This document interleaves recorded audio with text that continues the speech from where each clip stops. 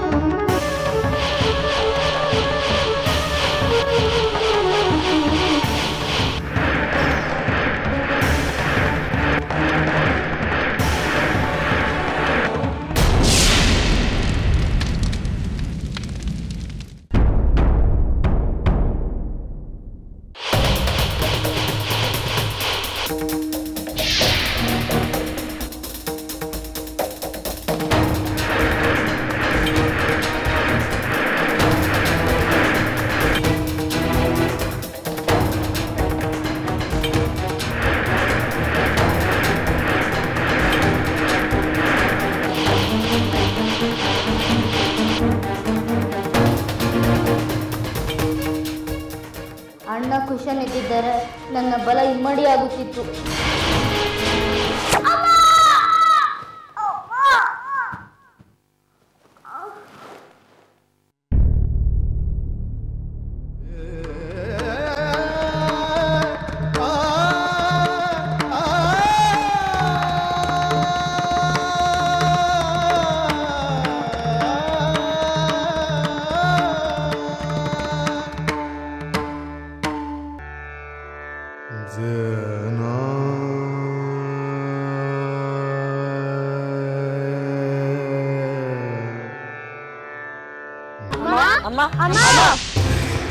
ನೀವಾ ಇಷ್ಟು ಹೊತ್ತು ಏನು ಮಾಡುತ್ತಿದ್ದೀರಿ? ಎಲ್ಲಿ ನನ್ನ ಪುತ್ರ ಲವನ ಎಲ್ಲಿ? ಅಮ್ಮ, ನಿಮ್ಮ ಮಗ ಲವಕುಮಾರನಿಗೂ ರಾಜನ ಕಡೆಯವರಿಗೂ ಯುದ್ಧವಾಯಿತು. ಏನು ಯುದ್ಧವೇ? ಯುದ್ಧ ಏಕಾಯಿತು?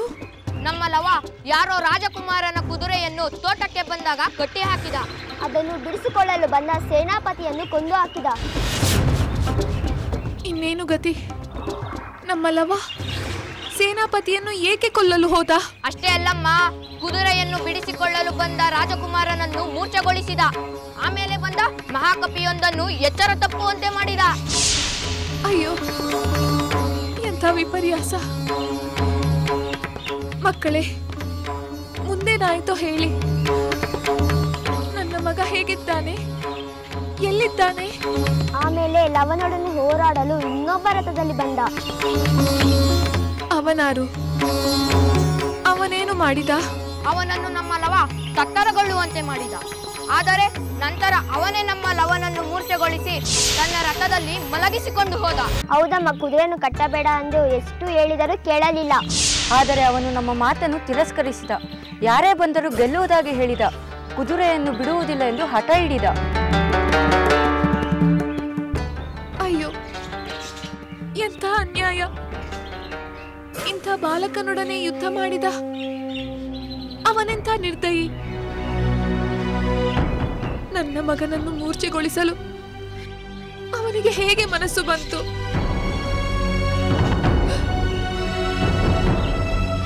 ಅಯ್ಯೋ ಮಗನೇ ಲವ, ಎಲ್ಲಿರುವೆ? ಹೇಗಿರುವೆ? ನೀನೇಕೆ ಆ ಕುದುರೆಯನ್ನು ಕಟ್ಟಲು ಹೋದೆ? ಏಕೆ ಆಪತ್ತನ್ನು ಮೈ ಮೇಲೆ ಎಳೆದುಕೊಂಡೆ? ಈಗ ನಾನೇನು ಮಾಡಲಿ? ನಿಮ್ಮ ಮುದ್ದಾದ ಮುಖವನ್ನು ನೋಡುತ್ತಾ ನೋಡುತ್ತಾ ನನ್ನ ಸ್ವಾಮಿಯ ವಿರಹದ ನೋವನ್ನು ಮರೆತಿದ್ದೇನಲ್ಲ. ಈಗ ನಿನಗೇನಾದರೂ ಆಪತ್ತು ಸಂಭವಿಸಿದರೆ ನನ್ನ ಗತಿಯೇನು? ಆ ದುಃಖವನ್ನು ಹೇಗೆ ಸಹಿಸಿಕೊಳ್ಳಲಿ ಮಗು? ಅಯ್ಯೋ ದೇವರೇ, ನನ್ನನ್ನು ಇನ್ನೆಷ್ಟು ಪರೀಕ್ಷಿಸುವೆ? ಈ ಅಬಲೆಯ ಮೇಲೆ ಕಿಂಚಿತ್ತೂ ಕರುಣೆ ಇಲ್ಲವೇ? ನಿನ್ನನ್ನು ಬಿಡಿಸಿ ತರಲು ಕುಶನೂ ಬಳಿಯಲ್ಲಿಲ್ಲವಲ್ಲ.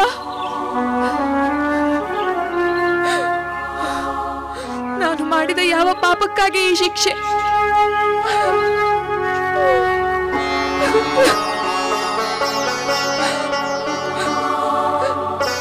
ನಾನು ಮಾಡಿದ ಯಾವ ಪಾಪಕ್ಕಾಗಿ ಈ ಶಿಕ್ಷೆ?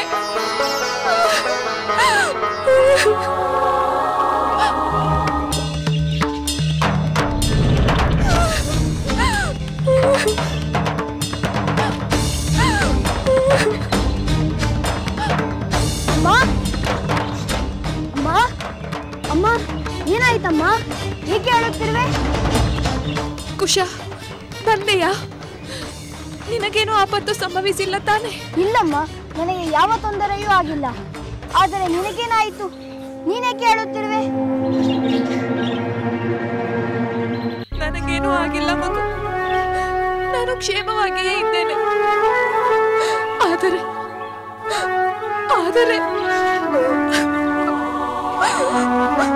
ಏನಾಯ್ತಮ್ಮ? ನಮ್ಮಂತ ಮಕ್ಕಳಿರುವಾಗ ನೀನೇಕೆ ದುಃಖಿಸಬೇಕು? ಲವನಲ್ಲಿ ಅವನು ಇನ್ನೂ ಬರಲಿಲ್ಲವೇ? ಇಷ್ಟು ಹೊತ್ತಿಗೆ ಬರಬೇಕಾಗಿತ್ತಲ್ಲವೇ? ಏನು ಹೇಳಲಿ ಮಗನೇ, ನಿನ್ನ ಸೋದರ ಲವ ಯಾರೋ ರಾಜನ ಕುದುರೆಯನ್ನು ಕಟ್ಟಿದನಂತೆ. ಅವರ ಕಡೆಯವರನ್ನೆಲ್ಲ ಸೋಲಿಸಿದನಂತೆ. ಈಗ ಅವರು ಲವನನ್ನೇ ಮೂರ್ಛೆಗೊಳಿಸಿರುವರಂತೆ. ಅವನನ್ನು ರಥದಲ್ಲಿ ತೆಗೆದುಕೊಂಡು ಹೋಗಿರುವರಂತೆ. ಮುನಿಕುಮಾರರೇ ಹೇಳಿದರು. ಮಿತ್ರರೇ, ನನ್ನ ಸಹೋದರನಿಗೆ ಏನಾಯ್ತೆಂದು ವಿವರವಾಗಿ ಹೇಳಿ. ಕೇಳಿದೆಯಾ ಮಗನೇ? ಕೇಳಿದೆನಮ್ಮ. ಇನ್ನು ಕ್ಷಣವೂ ತಡ ಮಾಡಬೇಡ. ಈಗಲೇ ಹೋಗಿ ಲವನನ್ನು ಬಿಡಿಸಿಕೊಂಡು ಬಾ. ಅಮ್ಮ, ಲವ ಈಗಾಗಲೇ ಬಂಧ ಮುಕ್ತನಾದನೆಂದು ತಿಳಿ. ನಾನು ಈಗಲೇ ಹೋಗುತ್ತೇನೆ. ದೇವಾನು ದೇವತೆಗಳೇ ಆ ರಾಜನ ಬೆಂಬಲಕ್ಕೆ ಬರಲಿ. ನಾನು ಆ ರಾಜನನ್ನು ಮತ್ತು ಅವನ ಸೈನ್ಯವನ್ನು ನುಚ್ಚು ನೂರು ಮಾಡುತ್ತೇನೆ. ನನ್ನ ಸಹೋದರನನ್ನು ಸುರಕ್ಷಿತವಾಗಿ ಕರೆತರುತ್ತೇನೆ. ನೀನು ಚಿಂತಿಸಬೇಡ. ಆಗಲಿ ಮಗನೇ, ಬಾ.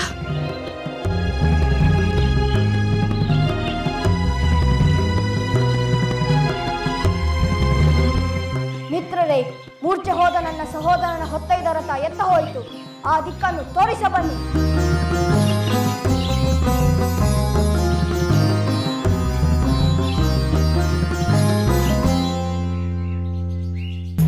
ನಿಲ್ಲು.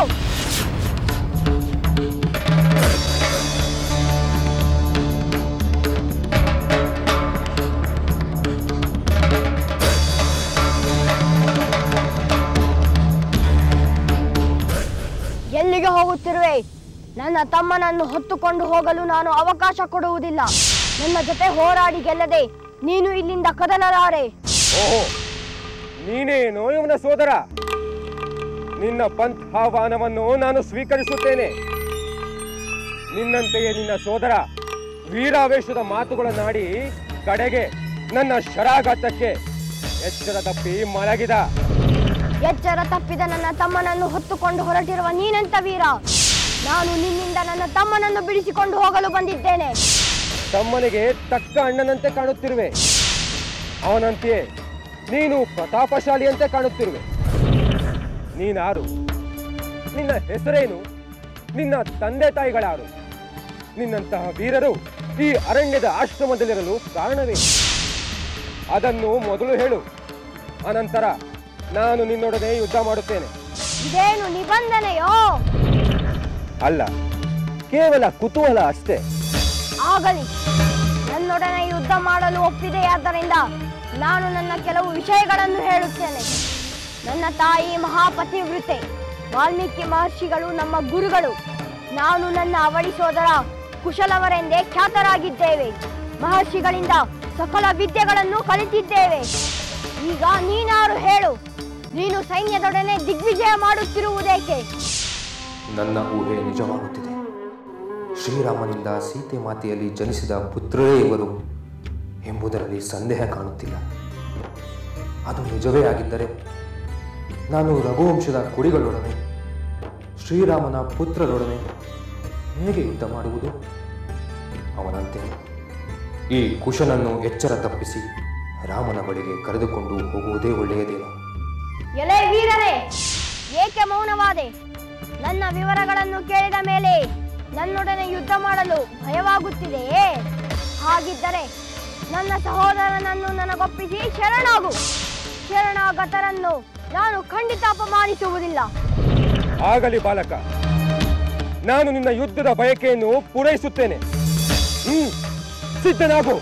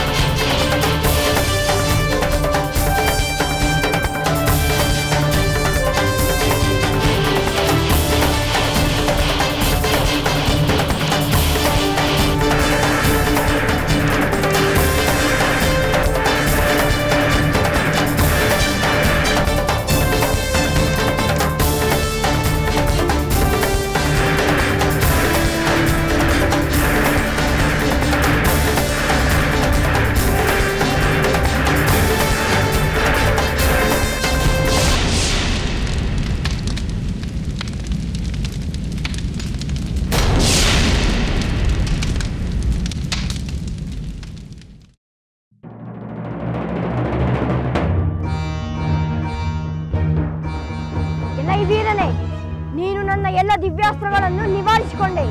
ಈಗ ನೋಡು, ಈ ನಾರಾಯಣಾಸ್ತ್ರಕ್ಕೆ ನಿನ್ನಲ್ಲಿ ಏನು ಪ್ರತ್ಯುತ್ತರವಿದೆಯೋ ನೋಡೋಣ. ಎಲೆ ವೀರ ಬಾಲಕರೇ, ಇಂಥ ಮಹಾ ಅಸ್ತ್ರಗಳನ್ನು ನಿನಗೆ ಅನುಗ್ರಹಿಸಿದವರು ಯಾರು? ನನ್ನ ಗುರುಗಳಾದ ವಾಲ್ಮೀಕಿ ಮಹರ್ಷಿಗಳು.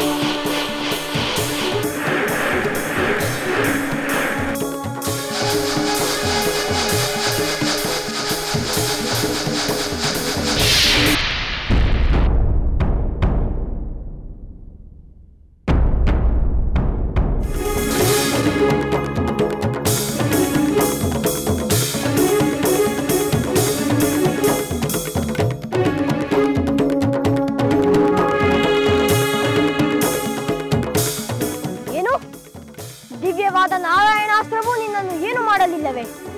ನೀನು ಮಹಾಪರಾಕ್ರಮಿಯೇ ಸರಿ. ಈಗ ನಾನು ಬಿಡುವ ನನ್ನ ಬಾಣಗಳು ವ್ಯರ್ಥವಾದರೆ ನಾನು ಧನುರ್ವಿದ್ಯೆಯನ್ನು ಕಲಿತು ಏನು ಪ್ರಯೋಜನ?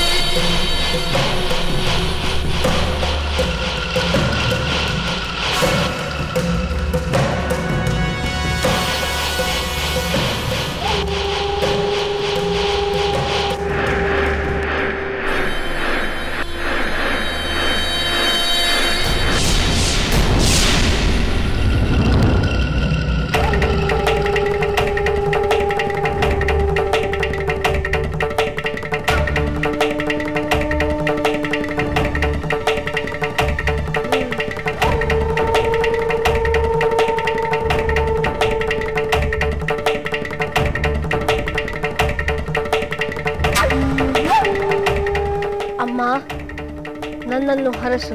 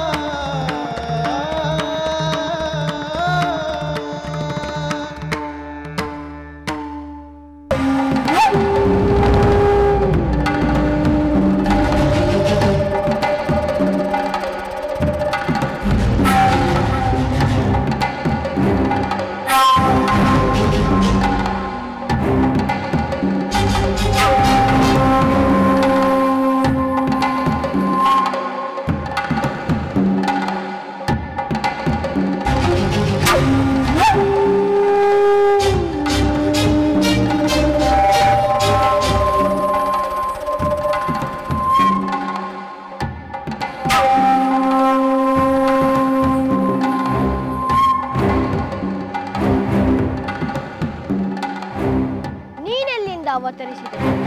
ಬಾ ಬಾ, ಜೀವ ಬೇಡವಾದರೆ ನನ್ನೊಡನೆ ಹೋರಾಡು. ಅಯ್ಯ ವೀರ ಬಾಲಕ, ನಾನು ನಿನ್ನ ಪರಾಕ್ರಮವನ್ನು ಕಂಡು ಅದನ್ನು ಆನಂದ ಪಡಲು ಬಂದವನು. ನೀನು ನನ್ನ ಮೇಲೆ ಎಷ್ಟು ಬಾಣಗಳನ್ನಾದರೂ ಪ್ರಯೋಗಿಸು, ಅದರಿಂದ ನನಗೆ ಯಾವ ಹಿಂಸೆಯೂ ಆಗುವುದಿಲ್ಲ. ಹಾಗೆಯೇ ನನ್ನಿಂದ ನಿನಗೂ ಯಾವ ಹಿಂಸೆಯೂ ಆಗುವುದಿಲ್ಲ. ಎಲ್ಲವೋ ಮಹಾಕಪಿ, ಬಾಲಕರೆಂದು ಉಪೇಕ್ಷಿಸಬೇಡ. ನೀನು ವೀರನೇ ಆಗಿದ್ದರೆ ನನ್ನೊಡನೆ ಹೋರಾಡು. ಎಲ ಎಲ, ನನ್ನ ಶೌರ್ಯವನ್ನೇ ಕೆಣಕುತ್ತಿರುವೆಯಾ? ಆಗಲಿ, ನಾನು ಯುದ್ಧ ಮಾಡುತ್ತೇನೆ. ಶ್ರೀರಾಮಚಂದ್ರನ ಪುತ್ರನಾದ ಈ ಬಾಲಕನಿಗೆ ನಾನು ಪ್ರಯೋಗಿಸುವ ಯಾವ ವಸ್ತುವು ನೋವುಂಟು ಮಾಡದಿರಲಿ.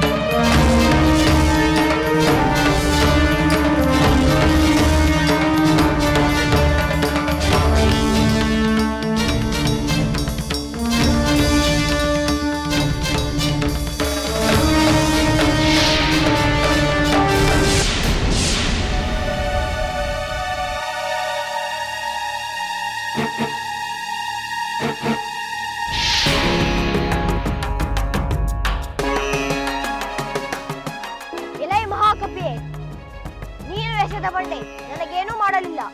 ಈಗ ನೋಡು, ನಾನು ಬಿಡುವ ಬಾಣ ನಿನ್ನನ್ನು ನೆಲದ ಮೇಲೆ ಮಲಗುವಂತೆ ಮಾಡುತ್ತದೆ. ಇದಕ್ಕೆ ನನ್ನ ಮಾತೆಯ ಪಾರ ಸಾಕ್ಷಿ.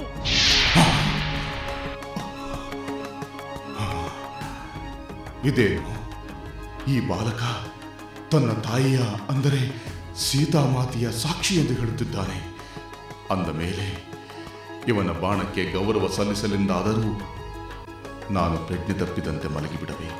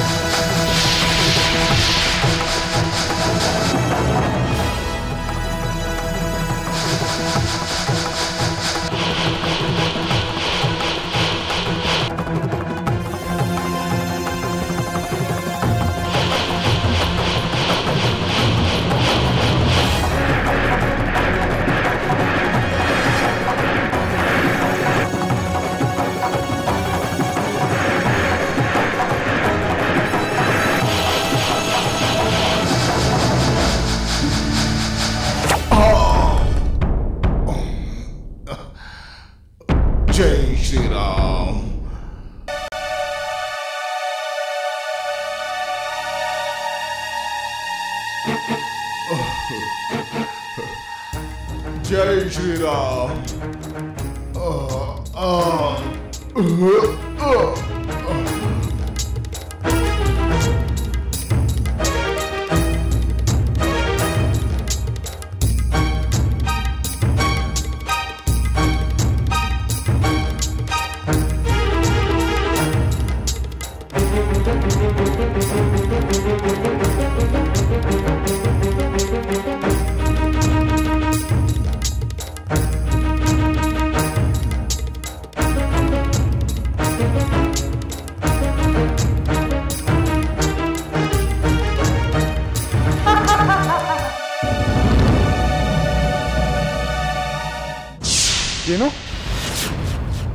ಏನು ಹೇಳುತ್ತಿರುವಿರಿ ಅಮಾತ್ಯರೇ?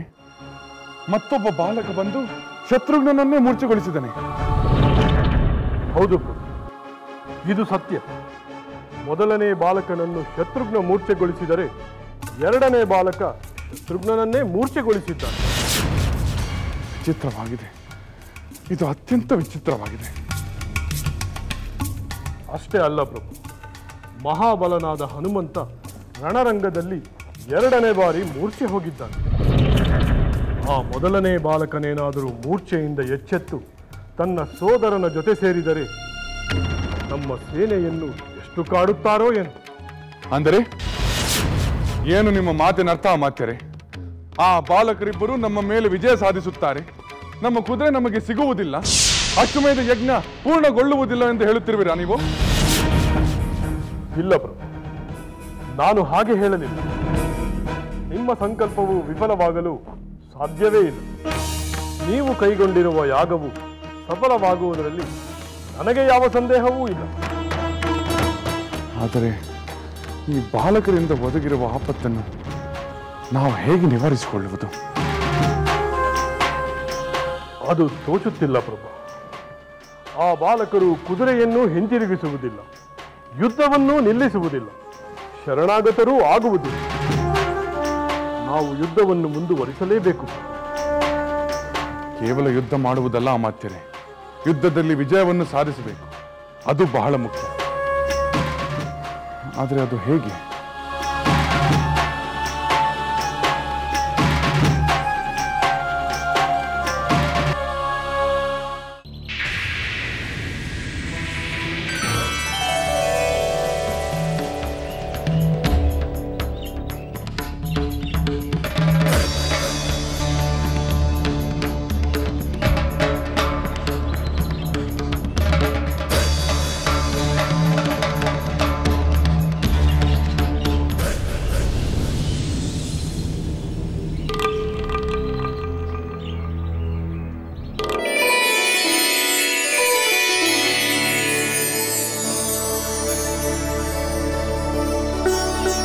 ಸೋದರ ಕುಶ,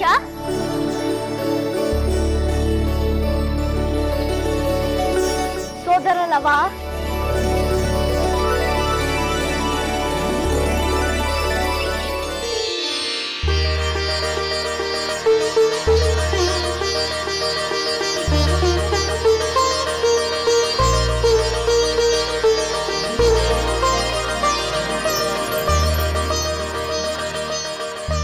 ಸೋದರ ಲವ, ಸೋದರ ಕುಶ, ನೀನು ಯಾವಾಗ ಬಂದೆ?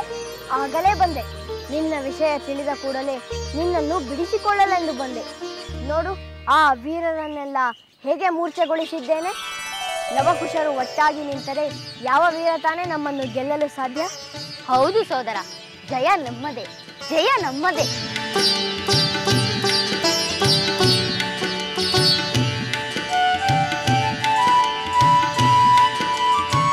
ಬಾ.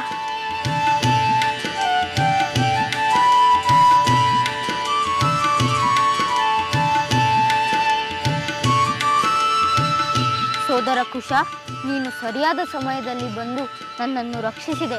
ಇಲ್ಲವಾದರೆ ಆ ಶತ್ರುಘ್ನ ನನ್ನನ್ನು ಸೆರೆಮನೆಗೆ ದೂಡುತ್ತಿದ್ದನೋ ಏನೋ. ಸೆರೆಮನೆಗೆ ಕರೆದೊಯ್ಯುತ್ತಿದ್ದನೋ ಇಲ್ಲವೋ, ಅದಕ್ಕೆ ಮೊದಲು ನಿನ್ನನ್ನು ಅವನು ಶ್ರೀರಾಮನ ಬಳಿ ಕರೆದೊಯ್ಯುತ್ತಿದ್ದ. ಆದರೆ ಅದರಿಂದ ನನ್ನನ್ನು ಕಾಣದೆ ಅಮ್ಮ ಎಷ್ಟು ದುಃಖ ಪಡುತ್ತಿದ್ದಾಳೋ ಏನೋ. ಅದರಲ್ಲಿ ಸಂದೇಹವೇ ಇಲ್ಲ. ಈಗಾಗಲೇ ವಿಷಯವನ್ನು ತಿಳಿದು ಅವಳು ಎಷ್ಟು ದುಃಖಿತಳಾಗಿರುವಳು ಗೊತ್ತೇ. ನಾನು ನಿನ್ನನ್ನು ಸುರಕ್ಷಿತವಾಗಿ ಕರೆತರುತ್ತೇನೆ ಎಂದು ಪ್ರತಿಜ್ಞೆ ಮಾಡಿ ಬಂದೆ. ನಾವು ಹಿಂದಿರುಗಿ ಹೋಗುವವರೆಗೂ ಅಮ್ಮ ದುಃಖಿಸುತ್ತಲೇ ಇರುತ್ತಾಳಲ್ಲವೇ? ಹೌದು ಸೋದರ, ನಾವು ಸುರಕ್ಷಿತವಾಗಿರುವ ವಾರ್ತೆ ಅಮ್ಮನಿಗೆ ಬೇಗ ತಿಳಿಯಬೇಕು. ಹಾಗಾದರೆ ನಾವು ಈಗಲೇ ಹೋಗಿ ಅಮ್ಮನಿಗೆ ನಾವು ಜಯಶಾಲಿಗಳಾದ ವಿಷಯವನ್ನು ತಿಳಿಸೋಣ. ಆದರೆ ನಾವಿನ್ನೂ ಪೂರ್ಣ ವಿಜಯ ಸಾಧಿಸಿಲ್ಲ ಸೋದರ. ಎಚ್ಚರ ತಪ್ಪಿರುವ ಶತ್ರುಘ್ನ ಮತ್ತೆ ಎದ್ದು ನಮ್ಮೊಂದಿಗೆ ಯುದ್ಧ ಮಾಡಬಹುದು. ಹೌದು, ಅವನು ಯುದ್ಧ ಮಾಡಬಹುದು. ಅಥವಾ ತನ್ನ ಸೋದರನ ಕ್ಷೇಮದ ಬಗ್ಗೆ ಆತಂಕಗೊಂಡು ಸ್ವತಃ ಶ್ರೀರಾಮನೇ ನಮ್ಮೊಂದಿಗೆ ಯುದ್ಧಕ್ಕೆ ಬರಬಹುದು. ಬರಲಿ, ಯಾರು ಬೇಕಾದರೂ ಬರಲಿ.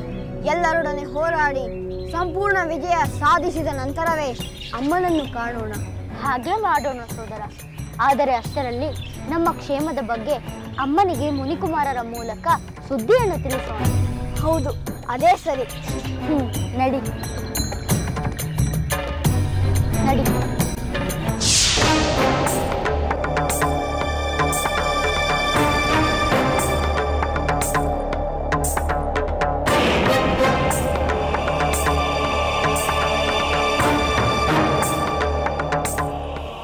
ಸಹೋದರ ಲಕ್ಷ್ಮಣ, ಬಂದೆಯ? ಯಜ್ಞ ದೀಕ್ಷಿತನಾಗಿ ನೀನು ನಿಶ್ಚಿಂತನಾಗಿ ಯಜ್ಞ ಕಾರ್ಯ ಮಾಡದೆ ಇದೇನು ಚಿಂತೆ? ಅದು ನಮ್ಮ ಯಜ್ಞ ಕಾರ್ಯಕ್ಕೆ ಸಂಬಂಧಿಸಿದ ಚಿಂತೆಯೇ ಲಕ್ಷ್ಮಣ. ನಿನ್ನ ಶಾಂತಿಯನ್ನು ಕಲಕಿದ ಆ ಚಿಂತೆ ಯಾವುದು ಸಹೋದರ? ಲಕ್ಷ್ಮಣ, ಮಹಾಪರಾಕ್ರಮಿಯಾದ ನಮ್ಮ ಸೋದರ ಶತ್ರುಘ್ನ ಒಬ್ಬ ಬಾಲಕನಿಗೆ, ಕೇವಲ ಒಬ್ಬ ಬಾಲಕನಿಗೆ ಸೋತು ಮೂರ್ಛೆ ಹೋಗಿದ್ದಾನೆಂದರೆ ನೀನು ಅದನ್ನು ನಂಬುತ್ತೀಯ? ಎಲ್ಲಾದರೂ ಉಂಟು. ವೀರಾದಿ ವೀರರನ್ನೆಲ್ಲ ಸೋಲಿಸಬಲ್ಲ ನಮ್ಮ ಸಹೋದರ ಅಜೇಯ. ಅವನು ಸೋಲುವುದೇ ಇಲ್ಲವೆಂದ ಮೇಲೆ ಮೂರ್ಛೆ ಹೋಗುವುದು ಅಸಂಭವ. ಆದರೆ ಇದು ಸಂಭವವಾಗಿದೆ ಲಕ್ಷ್ಮಣ. ನಮ್ಮ ಸೋದರ ಶತ್ರುಘ್ನ ಒಬ್ಬ ಬಾಲಕನಿಗೆ ಸೋತು ಈಗ ಮೂರ್ಛೆ ಹೋಗಿದ್ದಾನೆ. ಸಹೋದರ, ಇದು ನಿಜವೇ? ಹೌದು ಲಕ್ಷ್ಮಣ, ಇದು ಸತ್ಯ. ನಮ್ಮ ಶತ್ರುಘ್ನನ್ನೇ ಮಣಿಸಿದ ಆ ಬಾಲಕ ಸಾಮಾನ್ಯನಾಗಿರಲು ಸಾಧ್ಯವಿಲ್ಲ. ಯಾರವನು?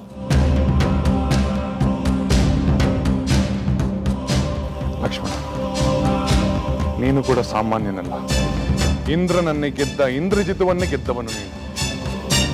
ಈಗ ನೀನು ಹೋಗಿ ಆ ವೀರ ಬಾಲಕನನ್ನು ಮಣಿಸಿ ಅಶ್ವಮೇಧದ ಕುದುರೆಯನ್ನು ಬಿಡಿಸಿ ತರದೆ ನಮ್ಮ ಯಜ್ಞ ಪೂರ್ಣಗೊಳ್ಳುವಂತಿಲ್ಲ. ಶತ್ರುಘ್ನನನ್ನು ಸುರಕ್ಷಿತವಾಗಿ ಹಿಂದಿರುಗಿ ಕರೆದುಕೊಂಡು ಬರುವುದು ಅಷ್ಟೇ ಮುಖ್ಯ. ಆಗಲಿ ಸಹೋದರ, ನಾನು ಈಗಲೇ ಹೊರಡುತ್ತೇನೆ. ನಿನ್ನ ಕೃಪೆಯಿಂದ ಆ ಬಾಲಕನನ್ನು ಮಣಿಸಿ ಯಾಗದ ಕುದುರೆಯನ್ನು ಶತ್ರುಘ್ನನನ್ನು ಕರೆತರುತ್ತೇನೆ. ವಿಜಯೀ ಭವ.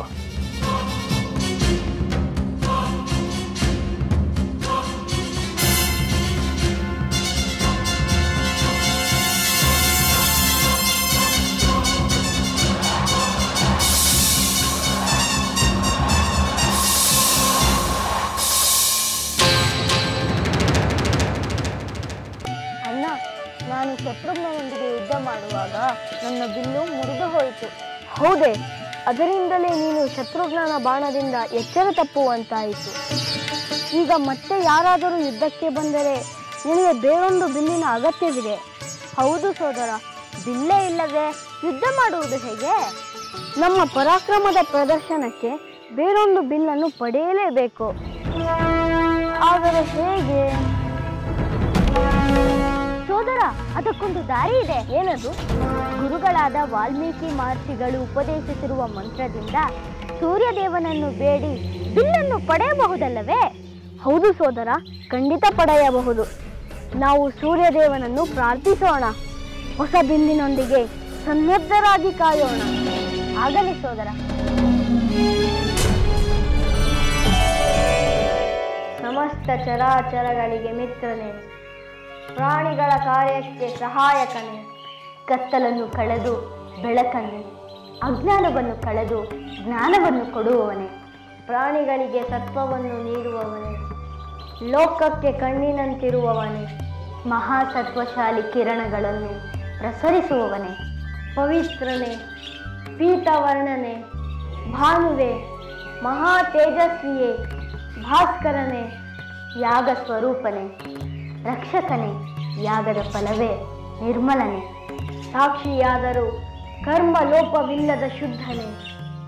ಎಲ್ಲ ಶರೀರ ಸ್ವರೂಪನೆ. ಸುರಾಸುರ ನಮಸ್ಕೃತನೆ. ಶನೇಶ್ವರ ಪಿತನೆ. ಹಗಲನ್ನುಂಟು ಮಾಡುವವನೇ. ಬ್ರಹ್ಮ ವಿಷ್ಣು ರುದ್ರಾತ್ಮನೆ. ನಿನಗೆ ನಮಸ್ಕಾರ, ನಿನಗೆ ನಮಸ್ಕಾರ.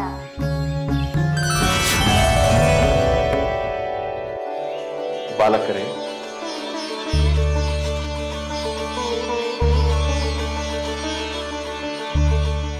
ಸ್ವಾಗತ ಸೂರ್ಯದೇವ, ಸ್ವಾಗತ. ನಿಮ್ಮ ಸ್ತುತಿಯಿಂದ ಸಂತುಷ್ಟನಾಗಿ ನಿಮಗೆ ಅನುಗ್ರಹಿಸಲು ಬಂದಿದ್ದೆ. ಸೂರ್ಯದೇವ, ನಿನ್ನ ಕರುಣೆಗೆ ಕೃತಜ್ಞತೆಗಳು. ನಮ್ಮಂತ ಬಾಲಕರ ಸ್ತೋತ್ರಕ್ಕೆ ಕರೆದಿದ ನಿನಗೆ ಪ್ರಣಾಮಗಳು.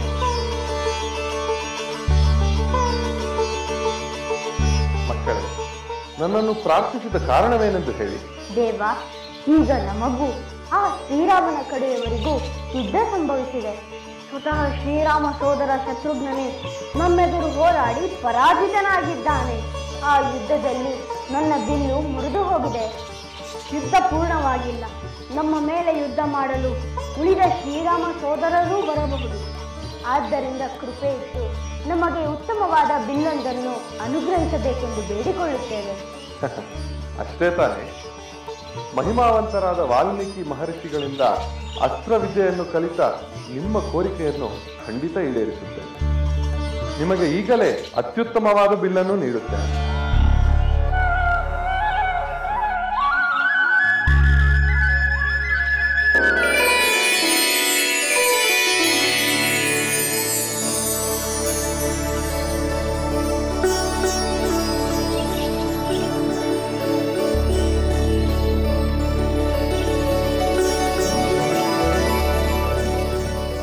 ಜಗತ್ತಿಗೆ ಕಣ್ಣಾದ ತ್ರಿಮೂರ್ತಿ ಸ್ವರೂಪನಾದ 4 ವೇದಗಳ ದೇಹವಾದ ಭಾಸ್ಕರ, ನಿನಗೆ ನಮೋ ನಮಃ, ನಮೋ ನಮಃ.